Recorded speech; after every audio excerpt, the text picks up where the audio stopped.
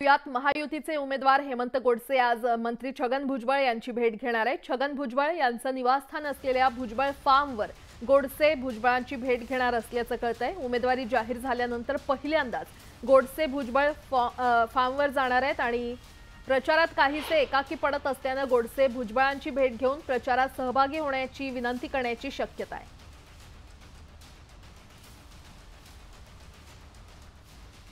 आणि या संदर्भात अधिक माहिती देत आहेत आमचे प्रतिनिधी लक्ष्मण घाटोळ आपल्यासोबत जोडले गेलेले आहेत। लक्ष्मण, हेमंत गोडसे हे छगन भुजबळांची भेट घेणार असल्याचं कळतंय, काय अपडेट? मंत्री छगन भुजबळ नाशिकमध्ये आहे आणि मंत्री छगन भुजबळ यांची भेट घेण्यासाठी नाशिक लोकसभेचे महायुतीचे उमेदवार हेमंत गोडसे हे भुजबळ फार्मवर पुढच्या काही वेळामध्ये पोहोचणार आहे। हेमंत गोडसे भुजबळांची भेट घेणार आहे। नाशिक लोकसभा मतदारसंघामधून छगन भुजबळ यांनी देखील निवडणूक लढण्याची तयारी दाखवली होती। दिल्लीतून त्यांच्या नावावरती शिक्कामोर्तब झाल्याचं सांगण्यात आलं होतं। मात्र अचानकपणे हेमंत गोडसे यांचं पारडं जड झालं आणि नंतरच्या काळामध्ये हेमंत गोडसे यांना नाशिक लोकसभेची उमेदवारी मिळाली आणि त्यानंतर छगन भुजबळ यांनी देखील नाराजी बोलून दाखवली। त्यांच्या कार्यकर्त्यांनी देखील नाराजी बोलून दाखवली। ही नाराजी दूर करण्यासाठी स्वतः आता हेमंत गोडसे छगन भुजबळांच्या भेटीला जाणार आहे। छगन भुजबळ आज छगन भुजबळ आणि हेमंत गोडसे यांच्यामध्ये बैठक होईल। मुख्यमंत्री एकनाथ शिंदे दुपारी 12 वाजता आज नाशिकमध्ये येणार आहे आणि मुख्यमंत्री एकनाथ शिंदे दुपारी 12 वाजता आल्यानंतर त्यांच्यासोबत काही महायुतीच्या नेत्यांची बैठक होणार आहे। या बैठकीला छगन भुजबळ यांनी उपस्थित राहावं आणि या बैठकीमध्ये आपण सक्रियपणे सहभागी व्हावं अशा प्रकारची विनंती जी आहे ती हेमंत गोडसे यांच्याकडून छगन भुजबळ यांना केली जाणार आहे आणि त्यासाठीची ही आज भेट जी आहे ती अत्यंत महत्त्वाची मानली जाते। बरं लक्ष्मण, अपडेट घेत राहू। तुर्तास धन्यवाद या सविस्तर माहितीसाठी। नाशिक लोकसभा मतदारसंघात शिंदे यांच्या शिवसेनेकडून विद्यमान खासदार हेमंत गोडसे यांना पुन्हा उमेदवारी देण्यात आली आहे। त्यानिमित्तानं मुख्यमंत्री आज नाशिक दौऱ्यावर आहेत। नाशिकमध्ये महायुतीच्या पदाधिकाऱ्यांसोबत शिंदे बैठक घेणार आहेत। तर या बैठकीनंतर एकनाथ शिंदेंच्या शिर्डी आणि संगमनेरमध्ये सभा पार पडणार आहेत। महायुतीच्या उमेदवारांसाठी एकनाथ शिंदे मैदानात उतरणार आहेत।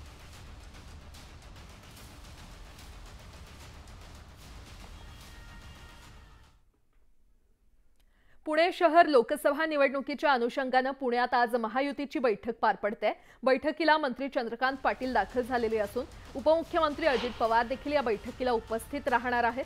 पुण्यातील महायुतीचे कार्यकर्ते आणि पदाधिकारी या बैठकीला उपस्थित आहेत। 13 मे रोजी पुणे लोकसभेसाठी मतदान पार पडणार आहे आणि या संदर्भात रणनीती आखण्यासाठी आणि कार्यकर्त्यांना मार्गदर्शन करण्यासाठी ही बैठक घेण्यात आली आहे। अधिक माहिती देत आहेत आमचे प्रतिनिधी चंद्रकांत फुंदे आपल्यासोबत जोडले गेलेले आहेत। चंद्रकांत, निवडणुकीबाबत पुण्यामध्ये महायुतीची अतिशय महत्त्वाची बैठक, काय अपडेट? गर्व रोड भागातील अंबर हॉल येथे ही बैठक पार पडते। त्याला पुण्याचे आजी माजी चंद्रकांतदादा हे माजी पालकमंत्री आणि आजी अजित पवार हे दोघे हजर आहेत आणि या बैठकीत कोथरूड भागात ही बैठक जरी होत असली ती पुणे शहर जागा जिंकायची कशी याची सगळी रणनीती ठरते। विशेष म्हणजे बारामतीत इलेक्शन झाल्यानंतर अजित पवार लगेच कामाला लागले। तिकडे शिरूरमध्ये काल रात्रीच त्यांनी उरुळ कांचनला सभा घेतली। त्यानंतर आज ही बैठक करून पुन्हा ते तिकडे शिरूर भागात 4 सभा घेणार आज दिवसभर तिकडं आढळराव पाटलांसाठी। याचा अर्थ अजित पवार पुन्हा एकदा किमान आपल्याला 2 जागा तरी मिळाव्यात या लोकसभेत, कारण सर्वेमध्ये त्यांना एकही जागा दाखवली जात नाही। त्या हिशोबाने तयारीला लागली आणि पूर्ण ताकदीनिशी उतरत आहेत आणि भाजप पुण्याच्या जागेबाबतीत कुठली रिस्क घ्यायला तयार नाही, कारण सर्वेमध्ये त्यांची जागा थोडी पिछाडीवर दाखवते असं बोललं जाते। त्यांचेच अंतर्गत सर्वे सांगतायत म्हणून हे त्यांनी पुन्हा एकदा ज्याला आपण टायटन द बेल्ट म्हणतो ते सुरू केलेलं आहे। म्हणूनच अजित पवार असेल, त्यांचे कार्यकर्ते असतील, त्यांना बोलून समन्वयाची बैठक ही बोलवलेली आहे आणि कुठेही रिस्क घ्यायची नाही। 10 तारखेला राज ठाकरेंची सभा लावली, विशेष म्हणजे मोदींच्या सभेनंतर राज ठाकरेंची सभा लावली। याच्यावरनं भाजप किती सजग आहे पुण्याची जागा जिंकण्यासाठी हे सहज स्पष्ट होतंय। बरं चंद्रकांत, अपडेट घेत राहू। तुर्तास धन्यवाद या सविस्तर माहितीसाठी।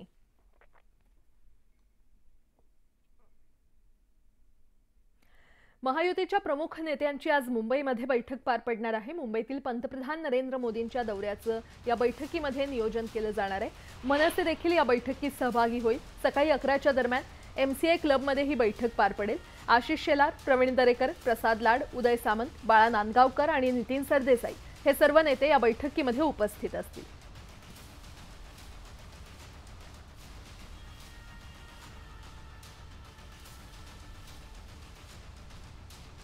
आणि या संदर्भात अधिक माहिती देत आहेत आमचे प्रतिनिधी रायचंद शिंदे आपल्यासोबत जोडले गेलेले आहेत। रायचंद, महायुतीच्या नेत्यांची आज मुंबईमध्ये अतिशय महत्त्वाची बैठक पार पडते. काय अपडेट?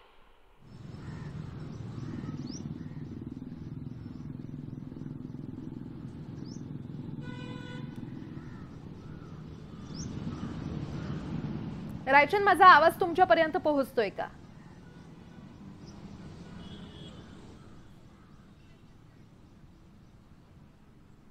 बहुधा काही तांत्रिक कारणांमुळे आपला आवाज आमच्या प्रतिनिधींपर्यंत पोहोचत नाहीयेत. या बातमीचे अपडेट आपण घेत राहू. पुढची बातमी पाहूया. शिरूरमध्ये पुन्हा एकदा काका पुतणे आमने सामने येणार आहेत. राष्ट्रवादी काँग्रेसच्या 2 गटांमध्ये प्रतिष्ठेची लढाई होत असून बारामती पाठोपाठ शिरूरमध्ये अख्ख्या महाराष्ट्राचं लक्ष लागलेलं आहे. त्यामुळे आढळराव पाटलांसाठी अजित पवारांच्या तब्बल 4 सभा होणार आहेत. आंबेगाव तालुक्यात 2, जुन्नरमध्ये 1 आणि शिरूरमध्ये 1 सभा होणार आहे. महाविकास आघाडीचे शिरूर लोकसभेचे उमेदवार अमोल कोल्हे यांच्यासाठी बुधवारी जाहीर सभा घेणार आहेत. तर शिरूरमधील 5 कंदील चौकात बुधवारी दुपारी 1 वाजता शरद पवार यांची जाहीर सभा होणार आहे. शिरूरमध्ये अजित पवार आणि शरद पवार यांच्यामध्ये प्रतिष्ठेची लढाई जुंपली आहे. आपल्या उमेदवारांना विजयी करण्यासाठी दोन्ही नेते पूर्ण ताकद पणाला लावणार आहेत. मात्र काका पुतण्याच्या लढाईत नेमका कुणाचा उमेदवार शिरूरचं मैदान मारणार हे पाहणं महत्त्वाचं ठरेल. आणि या संदर्भात अधिक माहिती देत आहेत आमचे प्रतिनिधी रायचन शिंदे आपल्यासोबत जोडले गेलेले आहेत. रायचन, अतिशय प्रतिष्ठेची अशी ही लढत, कारण दोन्ही पवारांची प्रतिष्ठा पणाला लागलेली आहे. काय अपडेट? नक्कीच आपल्याला माहिती आहे, पुणे जिल्ह्यातली जे महत्त्वाचे 2 मतदारसंघ होते त्यातला बारामती आणि शिरूरमध्ये काल मतदान झालं नाही, तर दोन्ही पवार थेट शिरूरच्या मैदानात उतरलेत. एकीकडे आहेत शिवाजी आढळराव पाटील, तर दुसरीकडे आहेत डॉक्टर अमोल कोल्हे.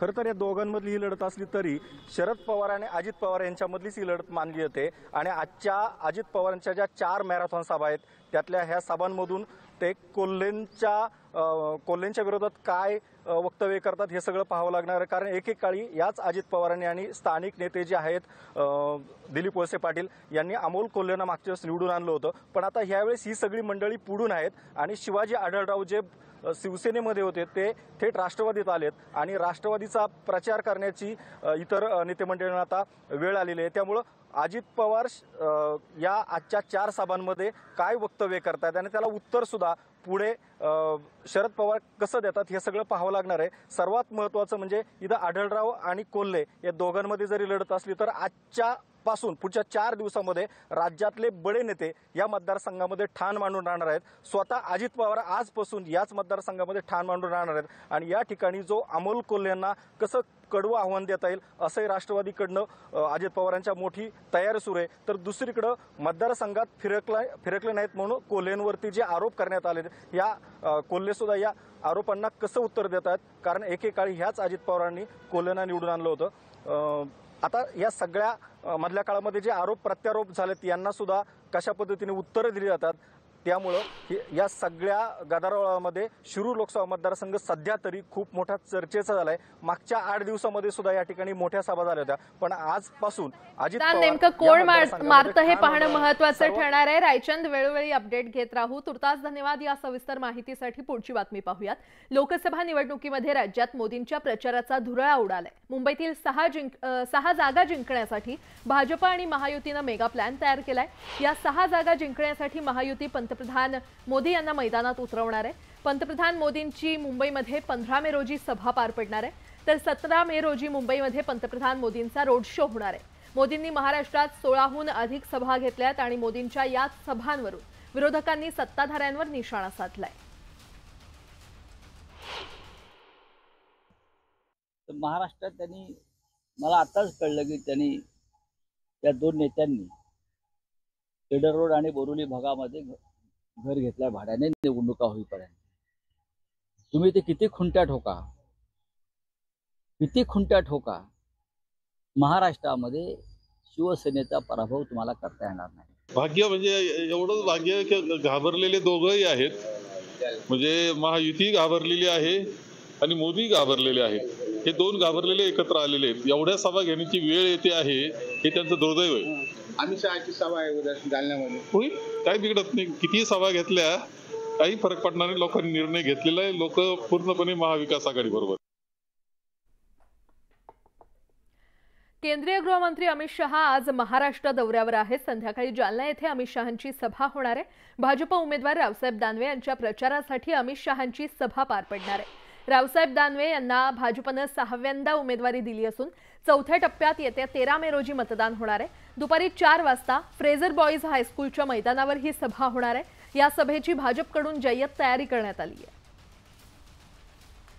आणि या संदर्भात अधिक माहिती देत आहेत आमचे प्रतिनिधी रवी जयस्वाल आपल्यासोबत जोडले गेलेले आहेत। रवी, केंद्रीय गृहमंत्री अमित शहांची आज अतिशय महत्त्वाची सभा पार पडणार आहे। रावसाहेब दानवे यांच्या प्रचारासाठी ते मैदानात उतरलेत। काय अपडेट, कशा प्रकारे नियोजन करण्यात आले? आपण जर बघितलं तर जालना जिल्ह्यामध्ये रावसाहेब दानवेंसमोर डॉक्टर कल्याण काळे यांचं मोठं आव्हान आहे आणि काटेकी टक्कर असल्यामुळे जालन्यामध्ये खुद्द आज अमित शहांची सभा पार पडणार आहे। आणि माझ्या मागे जर बघितलं आपण तर हे अमित शहांच्या सभेची तयारी जी आहे ती आता सुरू असल्याचं आपण बघू शकता। 13 मेला जालना लोकसभा मतदारसंघासाठी निवडणूक होत आहे आणि या निवडणुकीसाठी रावसाहेब दानवे यांना भाजपनं 6व्यांदा उमेदवारी दिलेली आहे आणि त्यामुळे आता रावसाहेब दानवेंची प्रतिष्ठा जी आहे ती पणाला लागलेली, कारण 2009 मध्ये याच डॉक्टर कल्याण काळेंनी रावसाहेब दानवेंना नाकी 9 आणलं होतं। तब्बल 9000 मतांनीच डॉक्टर कल्याण काळे यांचा पराभव झाला होता आणि त्याच्याच अनुषंगानं काँग्रेसनं डॉक्टर कल्याण काळे यांना उमेदवारी दिलेली आहे आणि तगडी फाईट जी आहे ती या जालना लोकसभा मतदारसंघामध्ये बघायला मिळते। काटेकी टक्कर अशी म्हणावी लागेल आणि त्यासाठी अमित शहा जे आहे ते या जालना लोकसभा मतदारसंघामध्ये येत आहे। रावसाहेब दानवेंच्या प्रचारार्थ ही सभा आहे। निश्चितच काटेकी टक्कर तर आहे, मात्र अमित शहा स्वतः मैदानात उतरल्यामुळे आता त्याचा कितपत फायदा रावसाहेब दानवेंना होतो हे पाहणं महत्त्वाचं ठरणार आहे। रवी, धन्यवाद या सविस्तर माहितीसाठी। तिकडे भुसावळमध्ये देवेंद्र फडणवीसांनी सभा घेत उद्धव ठाकरेंवर हल्लाबोल केलाय। मंगळवारी ठाकरेंनी जळगावमध्ये प्रचार सभा घेतली होती। त्याच सभेत ठाकरेंनी सत्ताधाऱ्यांना बिळातून बाहेर काढून मारू असा इशारा दिला होता। त्यावर फडणवीसांनी प्रत्युत्तर दिलंय। 2.5 वर्ष बिळातून बाहेर न निघणारा मुख्यमंत्री आमच्यासारख्या वाघांना मारण्याची भाषा करतो, मात्र आम्ही बिळात जाणारे नाही आहोत, आम्ही घाबरणारे लोक पण नाही असं प्रत्युत्तर फडणवीसांनी ठाकरेंना दिलंय। तर जळगावची जनता स्वाभिमानी आहे, कफन चोरांच्या मागे ही जनता जाणार नाही असा विश्वास फडणवीसांनी व्यक्त केलाय। जळगाव आणि रावेतच्या लोकांना माहिती आहे तुतारीची पिपाणी कशी करावी आणि ती केल्याशिवाय जनता राहणार नाही असं देखील फडणवीस म्हटले। आज उद्धव ठाकरे देखील जळगावला येऊन गेले आणि काय बोलू लागले?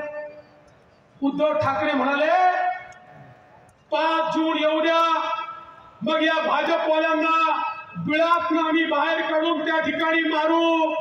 अरे 2.5 वर्ष तुम्ही मुख्यमंत्री होता तेव्हा बिळातून बाहेर निघाला नाही, आता कुठे तुम्ही बिळातून बाहेर येणार? 2.5 वर्ष मौका दिला होता, 2.5 वर्षामध्ये बिळातून बाहेर न येणारा मुख्यमंत्री आमच्या सारख्या वाघांना म्हणतो अरे आम्ही बिळात जाणारे नाही आहोत।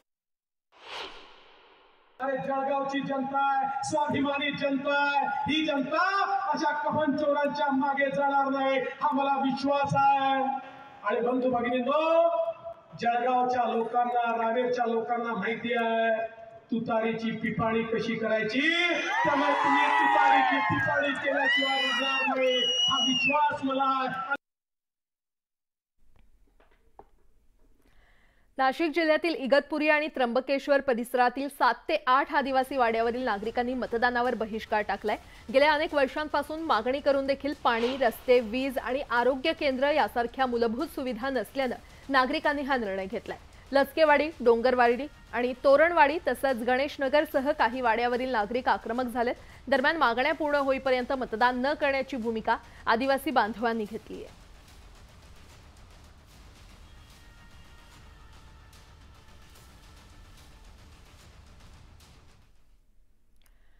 केंद्र सरकारनं कांद्यावरील निर्यात बंदी उठवल्यानंतरही कांद्याचा वांदा सुरूच आहे। JNPT आणि कस्टमची वेबसाईट अपडेट न झाल्यानं जवळपास 400हून अधिक कांद्यांचे कंटेनर मुंबईच्या JNPT मध्ये अडकलेत।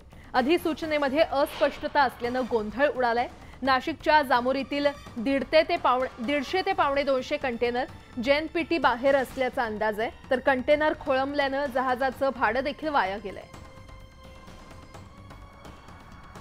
अधिक माहिती देत आहेत आमचे प्रतिनिधी लक्ष्मण घाटोळ आपल्यासोबत जोडले गेलेले आहेत. लक्ष्मण, खरं तर कांद्याची निर्यात बंदी खुली झाल्यानंतर कांद्याचा प्रश्न सुटेल अशा प्रकारची शक्यता सत्ताधाऱ्यांकडनं वर्तवली जात होती आणि त्या अनुषंगानं अशा पद्धतीचा प्रचार देखील केला जात होता. मात्र दुसरीकडे कांद्याची निर्यात बंदी उठवल्यानंतर देखील कांद्याचा वांदा सुरू आहे. जेएनपीटी आणि कस्टमची वेबसाईट जी आहे ती अद्यापही अपडेट झालेली नाहीये आणि त्यामुळे हे कंटेनर जे आहे ते बाहेर देशात जाऊ शकत नाही. त्यामुळे जवळपास 400हून अधिक कांद्याचे कंटेनर जे आहेत ते मुंबईच्या जेएनपीटी मध्ये अडकलेले आहे.